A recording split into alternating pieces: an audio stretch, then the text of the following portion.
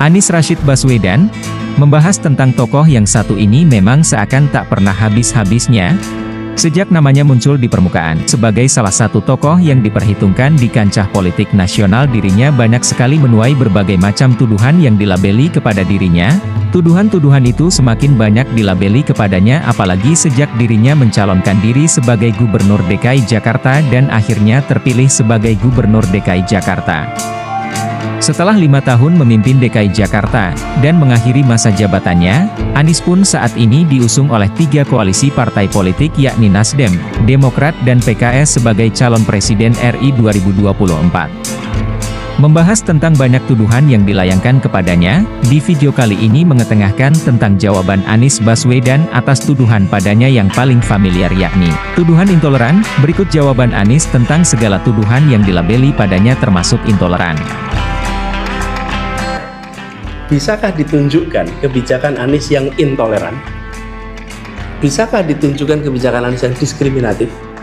Bisakah ditunjukkan kebijakan Anies yang tidak memayungi semua? Bisakah ditunjukkan kebijakan yang mencerminkan pandangan-pandangan partisan? Jangan bertanya masa depan, Mas. Tanya rekam jejak, Mas. Loh, saya bisa jawab ke Anda gini, Mas Ayo, saya akan jadi bapak bagi semua. Itu kan akan semua, Mas. Lah saya sudah ya. Itu yang saya jawab tadi, Mas Adi. Kalau saya menjawab, Anda menanyakan masa depan, saya bisa menjawab yang buat Anda merasa keluar ruangan ini lega. Cocok bang ini. Apa? Karena omongan dia sesuai dengan kemauan saya. Omongan dia sesuai kemauan saya. Anda jangan tanya masa depan. Siapapun bisa membual di depan Anda tentang masa depan. Anda tanya, Pak Anies, kenapa kebijakan Anda itu kemarin A, B, C, D, F, G? Nah, saya bisa tunjukkan di Jakarta indeks demokrasi terbaik, toleransi terbaik, bahkan kohesivitas. Ini studinya oleh Nanyang State University, Nanyang Technological University. Di Jakarta itu tidak ada polarisasi, yang ada kohesivitas. Yang ada polarisasi di mana? Sosmed. Tapi di masyarakat itu tidak ada. Tidak ada. Lalu Anies di ujung. Ada nilai UN-nya tuh di ujung itu. Yang nggak bisa diulang lagi. Apa namanya? Evaluasi kepuasan publik di ujung periode. Yang melakukan 2 surveyor yang bukan sahabatnya Anies. Vox Populi dengan LSI. Yang satu 83%, yang satu 80%. Artinya nggak ada itu polarisasi yang diduga. Jadi Mas Sahyo, saya mau jawab pertanyaan identitas itu.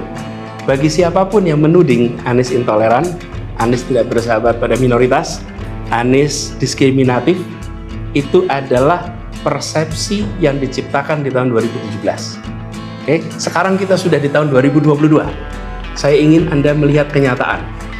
Bila tidak ditemukan kenyataan itu, maka hapuskan persepsi itu. Dan tidak usah bertanya masa depan. Iya, jangan nggak valid lagi. Jadi, apalagi kalau pertanyaan gini, Pak Anies kan ada persepsi. Loh, persepsi ditanyakan. Ya terserah orang ya, Pak. Iya dong. Pak Anies ada kenyataan, tanyanya begitu. Loh, masuk Andanya bertanya persepsi. Bener nggak? Pak Anies ada persepsi. Loh, kok tanya saya? Persepsi dia kok gitu.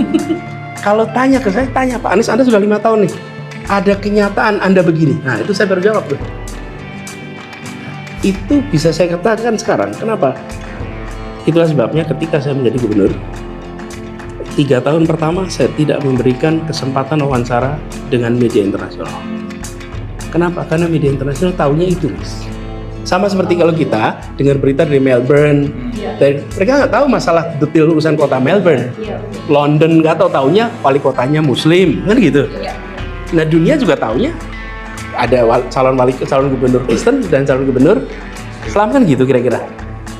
Kenapa saya tunggu 3 tahun? Ketika sudah tahun keempat, saya mulai tanya, bisa nggak Anda tunjukkan kebijakan diskriminatif di Jakarta? Nggak ada. Tanya aja sama masyarakat Nasrani, Hindu, Buddha, mereka merasa diskriminatif tidak? Atau malah sebaliknya? Mereka bilang baru pertama kali nih sekarang kami diurusin sama gubernur. Baru pertama kali kami, nah saya bisa ada banyak buktinya tuh. Jadi Mas, yang terjadi justru sebaliknya.